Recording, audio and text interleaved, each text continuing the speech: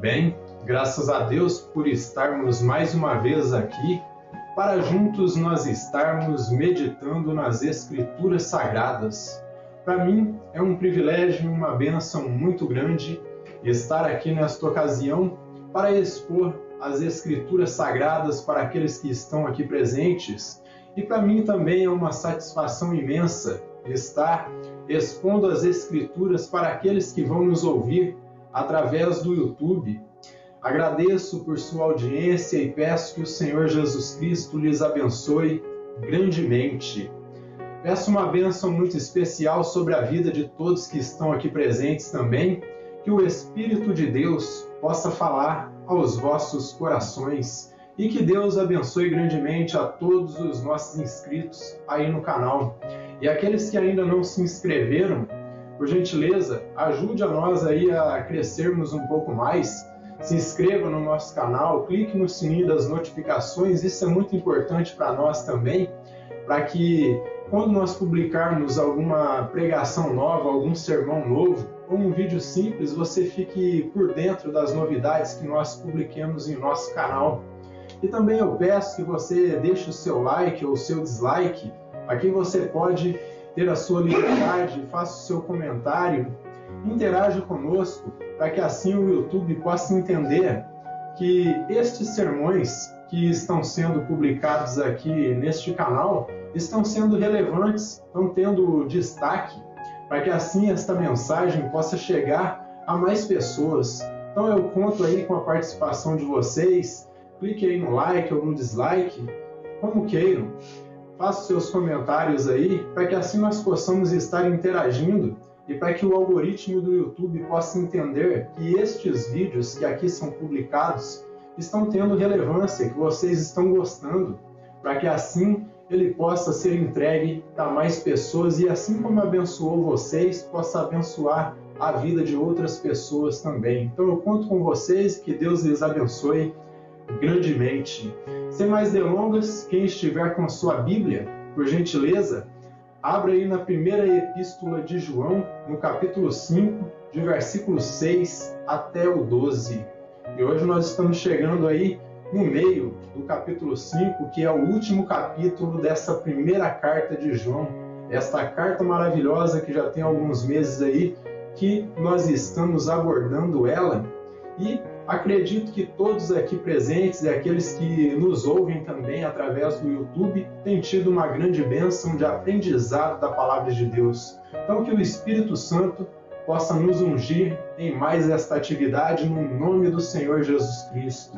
Então, a primeira epístola de João, no capítulo 5, de versículo 6 até o 12, e diz assim, Este é aquele que veio por meio de água e de sangue, Jesus Cristo, não somente com água, mas também com água e com sangue. E o Espírito é o que dá testemunho, porque o Espírito é a verdade. Pois há três que dão testemunho no céu, o Pai, a Palavra e o Espírito Santo, e estes três são um.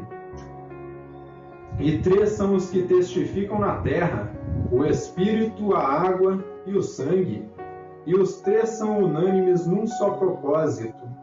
Se admitimos o testemunho dos homens, o testemunho de Deus é maior. Ora, este é o testemunho de Deus que ele dá acerca do seu Filho. Aquele que crê no Filho de Deus tem em si o testemunho. Aquele que não dá crédito a Deus o faz mentiroso, porque não crê no testemunho que Deus dá acerca do seu Filho. E o testemunho é este, que Deus nos deu a vida eterna, e esta vida está no seu Filho. Aquele que tem o Filho tem a vida, aquele que não tem o Filho de Deus não tem a vida. Amém? Até aqui a leitura da Palavra de Deus, e que Deus nos abençoe grandemente, nos permita compreender todo o significado dessas palavras que Deus colocou aqui na pluma do apóstolo João. Então, o nosso autor, meus irmãos, nessa sessão, ele passa a refutar uma doutrina que já era conhecida de todos ali na Ásia Menor, uma doutrina que estava correndo ali entre os crentes na Ásia Menor. E essa doutrina era uma doutrina herética chamada adocionismo. Então esta era a doutrina do adocionismo pregada por Cerinto, que era um filósofo ali da cidade de Éfeso, situada na Ásia Menor. Então Cerinto era um opositor ali do apóstolo João, e João está confrontando o ensino herético do adocionismo, que é uma doutrina que em outras exposições nós estivemos aí tratando também. Então, só para relembrar, esta doutrina aí, esta heresia, afirmava que Jesus ele havia se tornado Deus apenas quando João Batista o batizou, ali em Mateus, no capítulo 3 e versículo 16. Só que essa doutrina, meus irmãos, eu já ensinei para vocês, é uma doutrina tão perigosa, porque ela tentava aniquilar essa doutrina do Jesus divino homem. Então, e assim, segundo o herege Cerinto aí, como nós estamos falando desse personagem, segundo Cerinto, o Cristo divino ele passou a agir no ministério do Jesus homem só após o batismo. E com isso, o que ele fazia? Ele separava a natureza humana da natureza divina. E em seus ensinamentos falsos, ele alegava que o Cristo divino havia abandonado o Jesus homem na cruz, de forma que, segundo ele, quem havia morrido na cruz era apenas o Jesus homem e não Deus. Tal doutrina, meus irmãos, ela é tão daninha aí para a Igreja do Senhor Jesus Cristo, pois ela torna o sacrifício do nosso Senhor e Salvador Jesus Cristo sem efeito, torna o sacrifício de Cristo falho e sem nenhum poder para tirar os nossos pecados. Pois se só o Cristo homem esteve na cruz, seu sacrifício não foi aceito por Deus. Porque eu já ensinei em outras atividades aqui, em outras exposições, que era necessário que a pessoa que fosse o sacrifício perfeito tivesse duas naturezas, que fosse homem, mas que também fosse Deus. Então, era necessário que o sacrifício fosse feito por alguém de natureza teantrópica. Como eu ensinei em outras ocasiões, é a junção de duas palavrinhas gregas aí, Theos, que é Deus, e Anthropos, que é homem. Então a pessoa que ia morrer pelos pecados dos eleitos de Deus tinha que ser uma pessoa de natureza teantrópica. Ele tinha que ser completamente homem e plenamente Deus, e assim seria aceito pelo Criador e teria efeito para purificar os nossos pecados. Caso contrário, fosse apenas um homem que estivesse morrendo ali e ele não fosse Deus, esse sacrifício não teria efeito algum. Essa doutrina adocionista aí de Cerinto, como eu disse, ela aniquilava a natureza divino-humana de Deus, aí do Senhor Jesus Cristo, e sendo assim, se revela como uma completa bobagem, porque se fosse apenas o Jesus homem ali que tivesse morrido e Deus não estivesse presente na cruz, esse sacrifício seria falho e sem efeito. Então, é uma completa bobagem, pois Jesus Cristo ele é completamente homem e plenamente Deus desde sua concepção. Desde o momento que o óvulo foi fecundado lá no ventre de Maria, ali já era uma pessoa que estava se formando ali de duas naturezas. Era completamente homem e plenamente Deus. Aquele ser que estava se formando ali no ventre de Maria. O irmão John Stott, ao comentar a respeito dessa seção aqui de 1 João, ele vai dizer o seguinte, este erro, falando a respeito dessa heresia adocionista, este erro não é trivial. Ele solapa, ou seja, ele obscurece os alicerces da fé cristã e nos priva da salvação. Se o Filho de Deus não tomou a nossa natureza em seu nascimento e os nossos pecados em sua morte, ele não pôde nos reconciliar com Deus. Porque se fosse apenas um homem ali, seu sacrifício não teria nenhum tipo de efeito e nem objetivo. Deste modo, meus irmãos, o que João ele nos ensina aqui, o que ele nos revela, é que o que tornou Jesus apto para ser a propiciação dos nossos pecados foi o fato dele se tornar um ser humano e ainda assim continuar em sua natureza divina. Veja o que diz aí o apóstolo Paulo em Filipenses, no capítulo 2. Veja o que nós encontramos aqui, ó. Filipenses, capítulo 2, de versículo 5 até o 8. Em Filipenses, no capítulo 2, de versículo 5 até o 8, o apóstolo Paulo ele apresenta essa perspectiva que nós temos, de que Jesus Cristo ele é completamente homem e plenamente Deus. Não há separação dessas duas naturezas. Enquanto ele esteve aqui na terra, ele sempre se revelou como completamente homem e plenamente Deus. Ele diz assim, tende em vós o mesmo sentimento que houve também em Cristo Jesus, pois ele, subsistindo em forma de Deus, não julgou como usurpação o ser igual a Deus. Antes a si mesmo se esvaziou, assumindo a forma de servo, tornando-se em semelhança de homens, e reconhecido em figura de homem. O termo que Paulo usa aqui, se esvaziou, não quer dizer que ele deixou de ser Deus, mas ele abdicou de alguns direitos que ele tinha ali como Deus para experimentar a nossa natureza, mas ele continuou com essa natureza divina. E ele segue, e a si mesmo se humilhou, tornando-se obediente até a morte e a morte de cruz. Então, quando o Senhor Jesus ele veio a esta terra, ele não era um simples homem que depois em seu batismo ou ali em sua transfiguração se tornou Deus. Ele já veio completamente homem e plenamente Deus. A única coisa que aconteceu ali em seu batismo, o Espírito Santo veio como confirmação para mostrar que aquela pessoa que estava ali era de fato o Messias que os judeus estavam tanto esperando, que era este homem que é completamente homem e plenamente Deus. E de versos 6 a 9, veja o que nós encontramos aqui, Vejam bem o que diz aqui, Este é aquele que veio por meio de água e sangue, Jesus Cristo, não somente com água, mas também com água e com sangue. E o Espírito é o que dá testemunho, porque o Espírito é a verdade. Pois há três que dão testemunho no céu, o Pai, a Palavra e o Espírito Santo. E estes três são um. E três são os que testificam na terra, o Espírito, a água e o sangue. E os três são unânimes num só propósito. Então o nosso autor aqui ele passa a falar a respeito desse testemunho que o Pai ele dá através do Espírito Santo. E assim ele testifica a respeito do seu Filho, Jesus Cristo.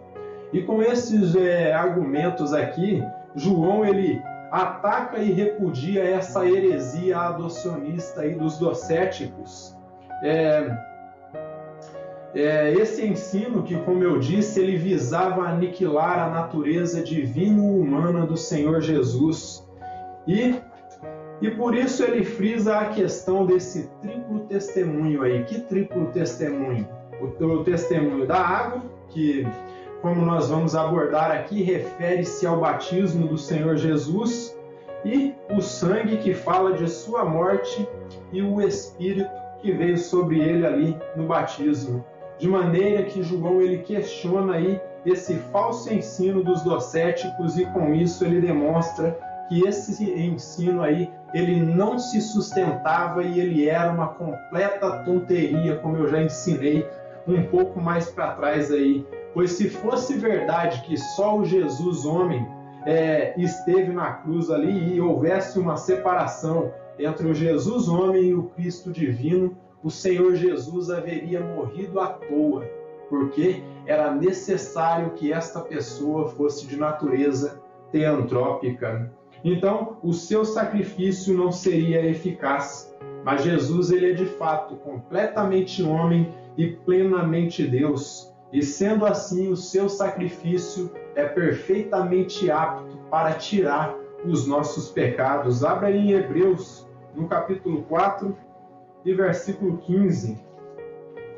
O autor da carta aos Hebreus, ele também fala a respeito desse sacrifício do Senhor Jesus aí, que é um sacrifício perfeito e completamente eficaz. Então aqui no capítulo 4 e versículo 15 da carta aos Hebreus, nós vamos encontrar o autor desta carta falando a respeito desse sacrifício perfeito que foi efetuado na cruz de uma vez por todas. Então no capítulo 4 da carta aos Hebreus, no versículo 15, diz assim, porque não temos sumo sacerdote que não possa compadecer-se das nossas fraquezas. Antes ele foi tentado em todas as coisas à nossa semelhança, mas sem pecado. E esse é um dos atributos que fez com que o seu sacrifício se tornasse eficaz. Mas um pouquinho mais à frente, no capítulo 10, de versículo 10 ao 14, nós vamos encontrar o autor da carta aos Hebreus também falando a respeito disto. Então, no capítulo 10 de Hebreus, nos versos 10 ao 14, diz assim, nessa vontade é que temos sido santificados, mediante a oferta do corpo de Jesus Cristo, uma vez por todas. Ora, todo sacerdote se apresenta dia após dia a exercer o serviço sagrado e a oferecer muitas vezes o mesmo sacrifício que nunca jamais podem remover pecados. Jesus, porém, tendo oferecido para sempre um único sacrifício pelos pecados, assentou-se à direita de Deus, aguardando daí em diante até que os seus inimigos sejam postos por estrado dos seus pés, porque com uma única oferta aperfeiçoou para sempre quantos estão sendo santificados.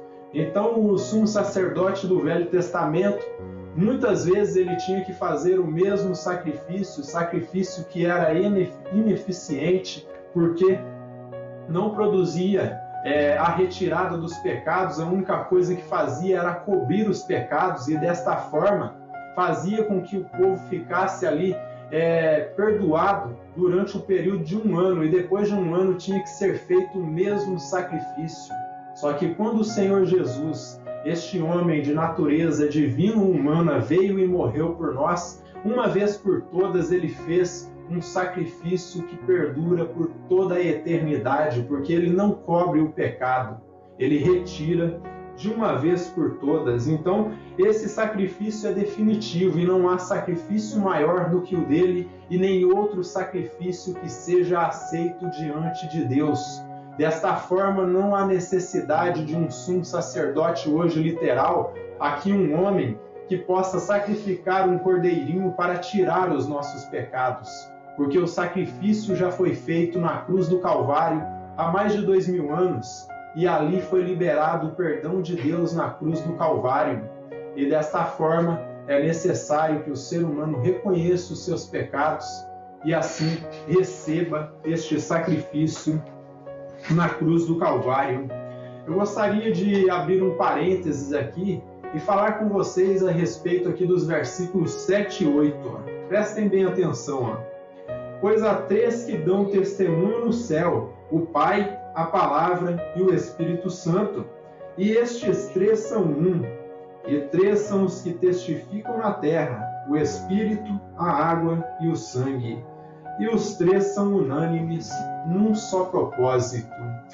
Estes dois versículos aqui, ou mais precisamente o versículo 7, é um versículo aí bastante complicado de nós estarmos expondo ele, porque quem tem a versão aí revista e atualizada de João Ferreira de Almeida vai encontrar em sua Bíblia que essa parte aqui, que fala a respeito, pois há três que dão testemunho, essa parte que entra aqui, no céu, o Pai, a Palavra e o Espírito Santo, e estes três são um, e três são os que testificam na terra. Se você tem a versão Almeida revista e atualizada, você vai observar que em sua Bíblia essa parte ela encontra-se entre colchetes. E o que isso sinaliza?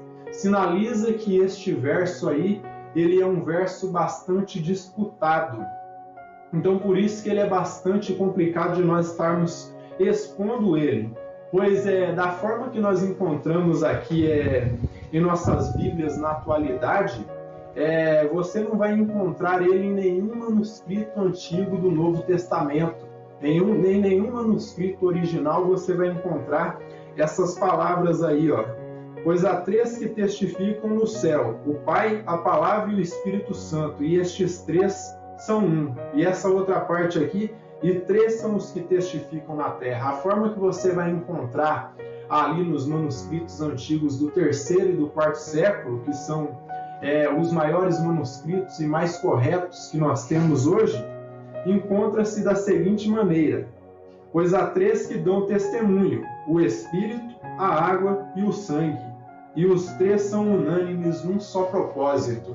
Porque o objetivo de João aqui era falar a respeito deste testemunho aí, da água, do sangue e do Espírito. Então são versos bastante complicados de nós estarmos expondo eles aí, porque são versos que não se encontram aí no Novo Testamento grego, nos manuscritos mais antigos.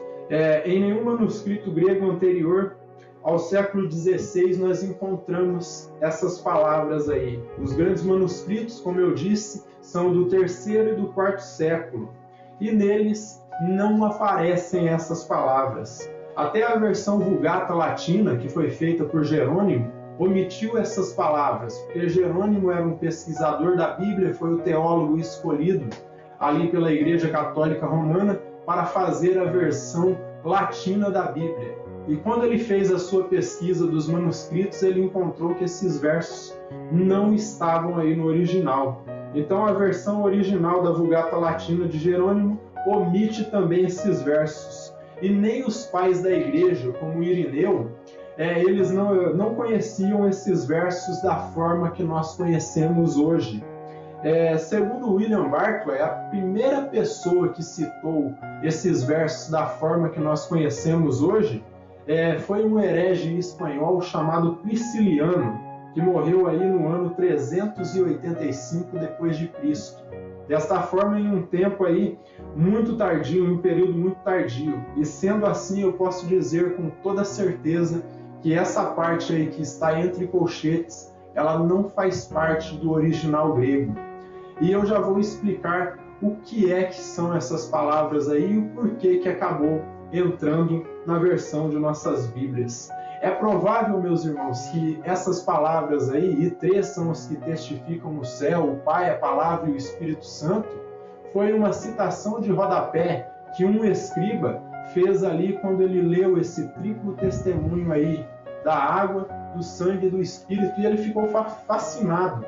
Ele ficou imediatamente fascinado com esse triplo testemunho e automaticamente o que ele fez? Ele conjecturou alguma coisa a respeito aí da doutrina da Trindade, que nós não sabemos ao certo qual foi a conjectura que ele teve ali, e desta forma ele fez uma anotaçãozinha ali de rodapé, e como nos manuscritos antigos não há ali pontuação, não há linhas, não há separação de nada, quando os tradutores foram fazer a tradução, essas palavras acabaram entrando no Novo Testamento. Então é provável que tenha sido um comentário de rodapé de algum escriba, de algum ali amanuense que estava fazendo a cópia dos manuscritos gregos, e fascinado aí com a questão do triplo testemunho do sangue, da água, do Espírito, como eu disse, ele conjecturou alguma coisa a respeito da doutrina da Trindade. Mas não fiquem abalados com isso, não pensem que a Bíblia foi alterada, porque isso aí não altera em nada a mensagem que João quis passar para nós. Não altera em nada. Então, não compromete em nada o que João quis passar para nós, a sua mensagem. Em 1516 foi publicada o primeiro testamento em grego de Erasmo de Roterdã, e ele era um dos maiores mestres ali de sua época, e ele sabia que esses versos aí e três são os que testificam no céu, o Pai, a Palavra e o Espírito Santo, e esses três são um, ele sabia que esse verso aí não pertencia ao texto original. E quando ele foi fazer a sua publicação do Novo Testamento em grego, ele omitiu essas palavras também. E isso aí acarretou para Erasmo uma crítica ali entre os seus colegas teólogos. E depois de tantas críticas que os seus colegas fizeram para ele ali, o porquê ele havia omitido essas palavras, ele fez um desafio. Ele disse o seguinte: olha, se algum de vocês aí encontrar algum manuscrito grego que traga essas palavras, eu vou colocar em minha publicação. Caso contrário, eu não vou colocar. E depois, sabe o que aconteceu? Logo alguém trouxe um manuscrito ali do século XIV, XVI. Era um manuscrito já bem tardio, já bem recente ali para o período deles ali, e trazia essas palavras. E ele ali, fiel à sua palavra, meio que a contragosto, ele não queria pôr essas palavras, ele foi e incluiu essas palavras no seu manuscrito grego ali, em sua publicação. Então ele, fiel à sua palavra, em 1522 ele imprimiu ali na sua versão do Novo Testamento em grego essas palavras. E três são os que testificam no céu, o Pai, a Palavra e o Espírito Santo. E a partir daí, todas as traduções que nós temos hoje usaram essa edição de Erasmo de Roterdã para fazer as suas traduções, e por isso que contém essas palavras. Mas se você procurar a NVI, que é a Nova Versão Internacional, você vai encontrar que ela omite essas palavras, devido ao fato dela não se encontrar no original. Então ele imprimiu esse verso em sua edição lá em 1522. Agora, voltando a falar desse triplo testemunho aí, meus irmãos, a ideia de João aí não era dizer que o Pai, o Filho e o Espírito Santo dão testemunho do Filho, mas ao contrário, o que ele estava testificando aí é que o Pai, através do Espírito Santo, ele dá testemunho do seu Filho, Jesus Cristo. E como ele diz aí, esse testemunho, segundo ele, é digno de plena aceitação, porque ele é maior do que o testemunho dos homens. O testemunho dos homens, como eu abordei ao início aí, o testemunho de Cerito, era de que Jesus havia se tornado Deus apenas em seu batismo ali no Rio Jordão, por meio de João Batista. Só que o testemunho de Deus é que Jesus, ele é completamente homem e plenamente Deus. E é esse o testemunho que nós temos que aceitar. Não um Jesus que nasceu aí somente um homem e ele se tornou Deus após o batismo, ou após ali a sua glorificação ali no Monte da Transfiguração, não. Ele sempre foi Deus desde sua concepção até a sua morte. Então esse é o testemunho genuíno que nós temos que aceitar. Um Jesus completamente homem e completamente Deus. Agora, essa questão aí da tradução da Bíblia, como eu disse que um desses versos aí não fazia parte do Novo Testamento, não fiquem alarmados, não fiquem pensando que a Bíblia foi alterada, porque a mensagem da Bíblia ela jamais foi alterada. O que acontece é que pequenos erros aí de escribas, como este livro divino foi muito copiado, houveram muitas cópias no período ali do início da igreja cristã. Quando você está fazendo um processo de cópia aí que é feita manualmente, é passível de escribas ali, de amanuenses estarem errando, mas o conteúdo da mensagem ela foi preservada até o fim. Então, independente se essas palavras estavam ou não estavam ali no momento em que João estava escrevendo, não fazem nenhum tipo de importância, porque o que faz sentido aqui para nós foi a mensagem que João quis nos dizer. E a mensagem que ele veio passar aqui foi o testemunho que Deus dá a respeito do seu Filho. E o testemunho que ele tem nos dado aí a respeito do seu Filho é que este Filho, ele é completamente homem e plenamente Deus, e por isso totalmente apto para morrer por nossos pecados. E os versos 10 a 12, nós encontramos o seguinte, aquele que crê no Filho de Deus tem em si o testemunho, esse testemunho aí de que Jesus é completamente homem e plenamente Deus. Aquele que não dá crédito a Deus o faz mentiroso, porque não crê no testemunho que Deus dá acerca do seu Filho. E o testemunho é este, que Deus nos deu a vida eterna, e esta vida está no seu Filho. Aquele que tem o Filho tem a vida, aquele que não tem o Filho de Deus não tem a vida. Então o nosso autor ele revela que quem crê no Filho de Deus tem em si mesmo o testemunho, tem esta vida eterna que o Pai nos dá aí a respeito do seu Filho Jesus Cristo. Quem não crê nesse testemunho torna Deus mentiroso, coisa que Deus não é. Deus não é mentiroso. E se a pessoa nega que Jesus ele é completamente homem e plenamente Deus, essa pessoa está chamando Deus de mentiroso. Agora, uma coisa que eu gostaria de refletir aqui com vocês. Se a pessoa está negando o testemunho de Deus acerca do seu Filho aqui nas Escrituras, quem é o mentiroso? É Deus ou é a pessoa que está dando este testemunho? Certamente aqueles que creem em Deus, aqueles que creem na palavra de Deus vão entender que o mentiroso é aquele que está negando a natureza do Filho de Deus. Então, torna Deus mentiroso, coisa que ele não é quem faz esse tipo aí de comentário, dizer que Jesus foi apenas um homem. E o testemunho é este, que Deus nos deu a vida eterna. E essa vida vem e está no Senhor Jesus, pois ele é o único caminho para o ser humano retornar à vida eterna. Sem o Senhor Jesus não adianta a pessoa lutar, não adianta a pessoa querer viver eternamente, que ela não vai conseguir. Sem ele, não há meios, não há caminhos que possam nos levar de volta à presença de Deus. É necessário nós estarmos apegados e nos devotarmos ao Senhor Jesus, pois ele é o único caminho. Lá em João 14,6 ele disse: eu sou o caminho, eu sou a verdade e eu sou a vida. E ninguém vem ao Pai senão por mim. Ele já nos deu o testemunho, ele já mostrou qual é o caminho.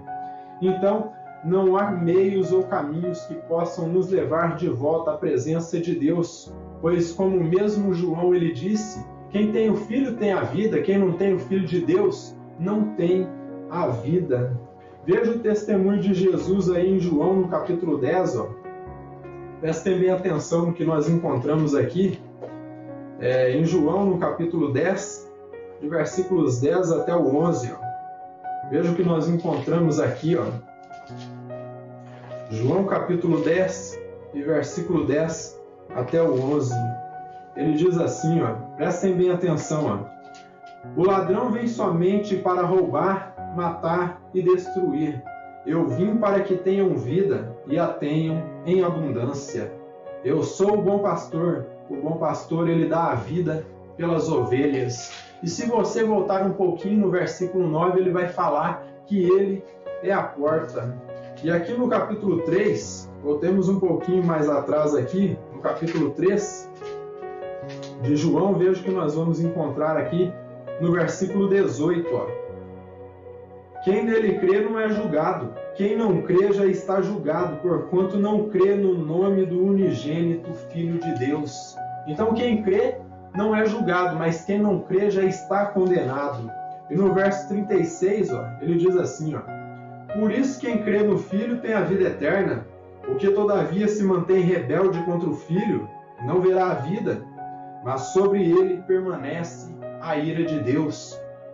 Então ele não só é o caminho para a vida, mas ele é o caminho para o ser humano se livrar da ira de Deus. Então, biblicamente, eu posso dizer para vocês o mesmo que João ele disse aqui, que não há meio termos. Ou você crê no Senhor Jesus Cristo para você receber a vida eterna, ou você não crê e é condenado. Há dois caminhos. O caminho de receber a vida eterna e ser salvo e o caminho da condenação. E cada um tem que ter a sua livre escolha de entender que quer a vida ou quer a morte.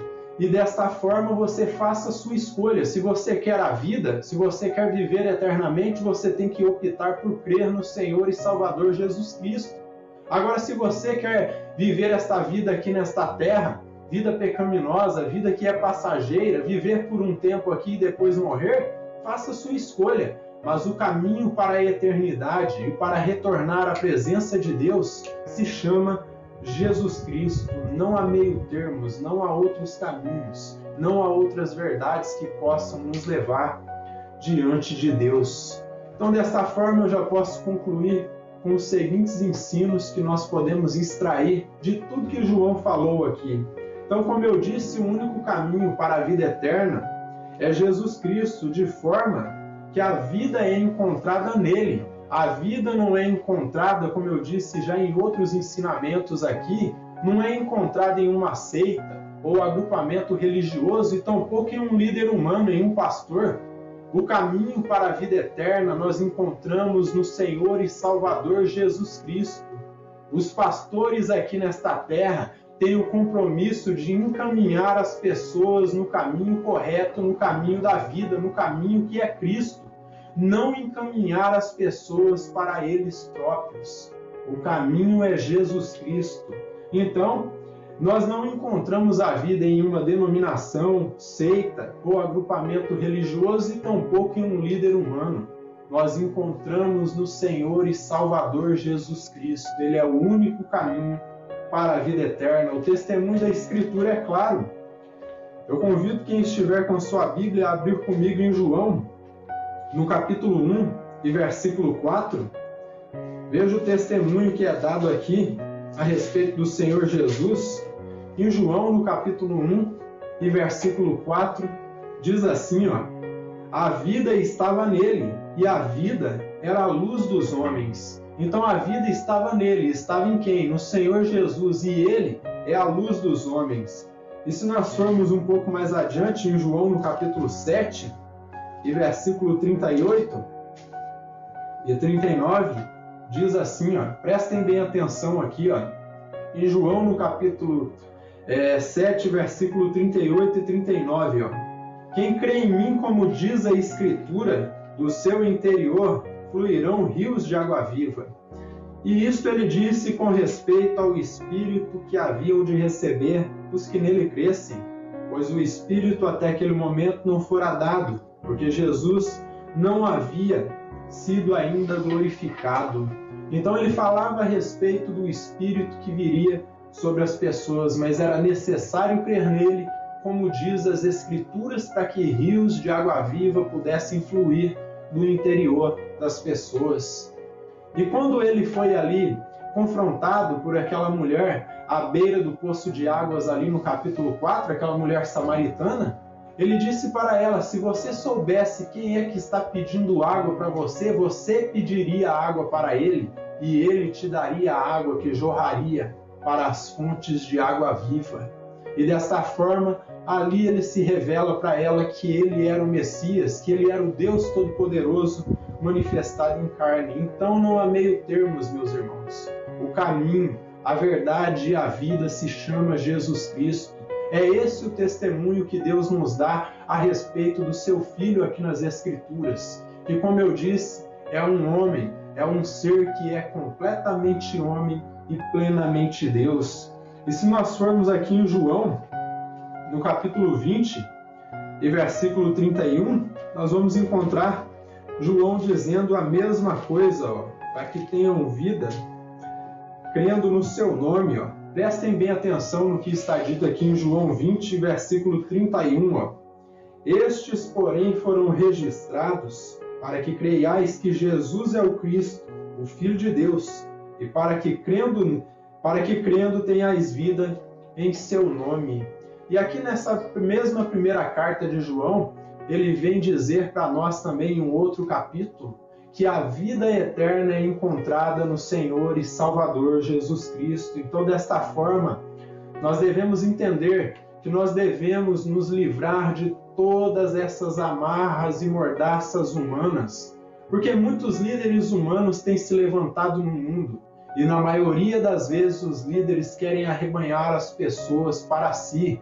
E os pastores, os profetas de todas as épocas, eles têm que entender que as ovelhas não pertencem a eles, mas pertencem ao Senhor Jesus.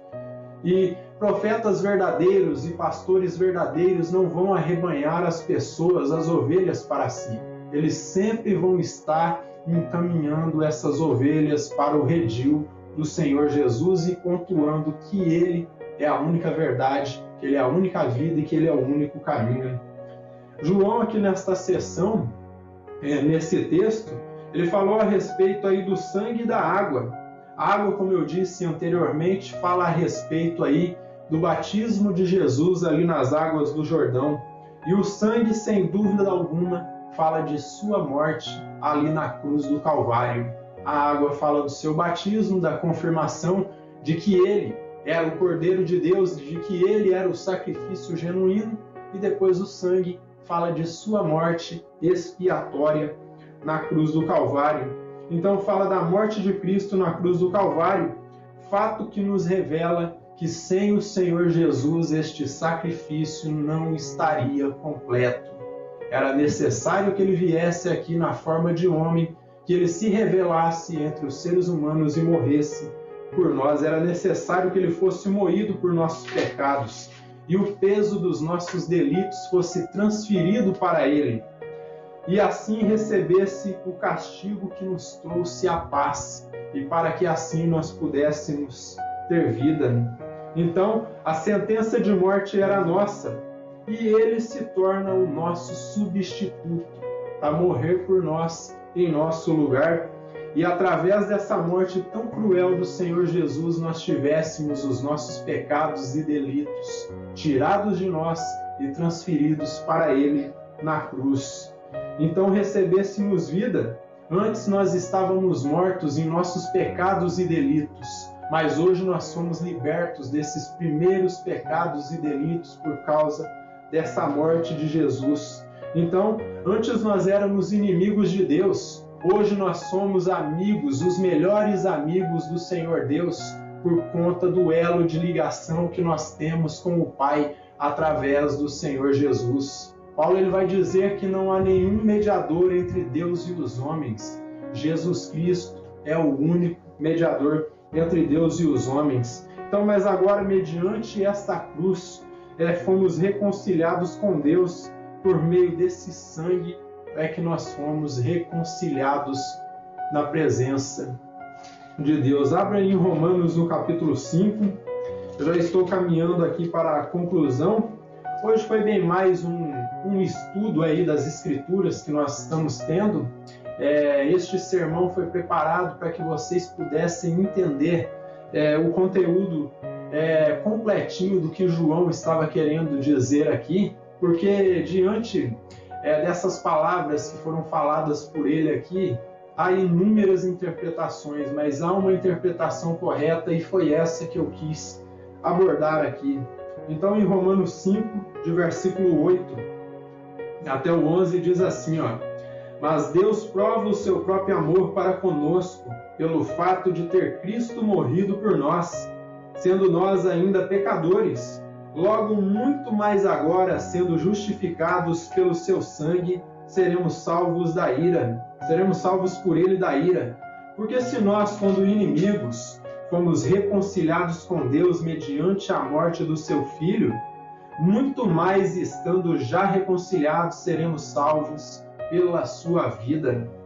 E não apenas isto, mas também nos gloriamos em Deus por nosso Senhor Jesus Cristo, por intermédio de quem recebemos agora a reconciliação.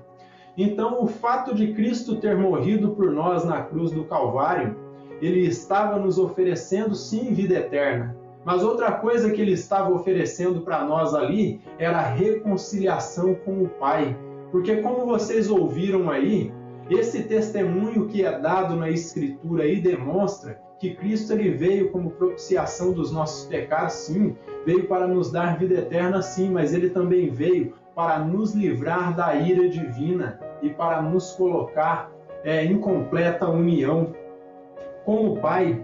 Então nós não tínhamos valor algum antes, nós éramos réis pecadores, pessoas contaminadas com o pecado, e desta forma nós estávamos aí errantes e vagabundos pelo mundo sem nenhum tipo de direção. Mas quando o Senhor Jesus ele veio e morreu por nós na cruz do Calvário, e depois ali no dia de Pentecostes ele nos deu o Espírito Santo, ele passou a nos guiar. E aquilo que nos levava para o erro, que era o pecado, que era algo que nos levava a transgredir e a errar o alvo, agora nos leva e nos encaminha para o nosso alvo, que é o Senhor Jesus. Então não tínhamos valor algum, e foi esse sangue incontaminado e vertido no madeiro que nos fez aptos para entrar na presença de Deus. É o que o autor da carta aos Hebreus ele diz aqui em Hebreus 10:19. Prestem bem atenção no que está dito aqui. Tendo, pois, irmãos, intrepidez para entrar no Santo dos Santos pelo sangue de Jesus. Então, aquilo que nos dá segurança para entrarmos na presença de Deus, ali no lugar santíssimo, e não sermos fulminados pela presença do poder de Deus, é o fato do sangue de Cristo que está sobre nós, que nos limpa e nos purifica de todo pecado. Sendo assim, meus irmãos e amigos que me escutam nestes momentos, entendam que salvação, ela não vem por meio de méritos humanos, visto que nós não temos nenhum mérito diante do sacrifício de Cristo na cruz do Calvário. E apesar dos nossos deméritos, das nossas fraquezas, dos nossos delitos e pecados, Ele ainda assim nos amou. E por amor ao seu povo, por amor aos seus eleitos, Ele veio e se entregou por nós. Então, desta forma, a única coisa que nos resta, diante desse testemunho maravilhoso que o Pai tem nos dado a respeito do seu Filho, através do Espírito Santo, através da revelação das Escrituras, a única coisa que nós temos que fazer diante deste maravilhoso testemunho é glorificar o nome do Deus eterno em agradecimento pelo sangue do seu Filho, Jesus Cristo, derramado na cruz do Calvário. Então entenda, esse sangue foi a única coisa que foi capaz de te tirar das trevas e da escuridão e te colocar de volta na luz. O Senhor Jesus, Ele é o único sacrifício perfeito, por não ter pecado e por ser completamente homem e plenamente Deus. É necessário que o povo de Deus entenda essas coisas, para que não fique pensando heresias, assim como Cerinto pensava que Jesus era apenas um homem e que o Cristo divino veio sobre ele ali no batismo e depois o abandonou na cruz. Não, o Cristo divino e o Cristo homem estavam presentes ali na cruz, e dessa forma nós vemos ali o testemunho maravilhoso que Deus nos tem dado através do Cristo divino homem, aquele que é completamente homem e plenamente Deus. Glorifiquemos o nome do Eterno, que o Eterno nos abençoe grandemente.